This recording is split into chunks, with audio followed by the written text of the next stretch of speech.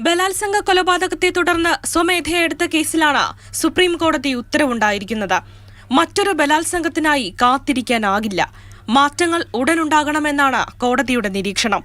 രാജ്യവ്യാപകമായി പാലിക്കേണ്ട സുരക്ഷാ ക്രമീകരണങ്ങളെക്കുറിച്ച് ശുപാർശ നൽകാനാണ് കർമ്മസമിതിക്ക് നൽകിയിരിക്കുന്ന നിർദ്ദേശം. സുരക്ഷ ഉറപ്പാക്കാൻ കോടതി ഉണ്ടാകുമെന്ന ചീഫ് ജസ്റ്റിസിന്റെ ഉറപ്പും എഫ്ഐആറിൽ കേസ് രജിസ്റ്റർ ചെയ്യാൻ താമസിച്ചതിൽ പോലീസിനെതിരെയും ബംഗാൾ സർക്കാരിനെതിരെയും കോടതി രൂക്ഷഭാഷയിൽ വിമർശിച്ചു.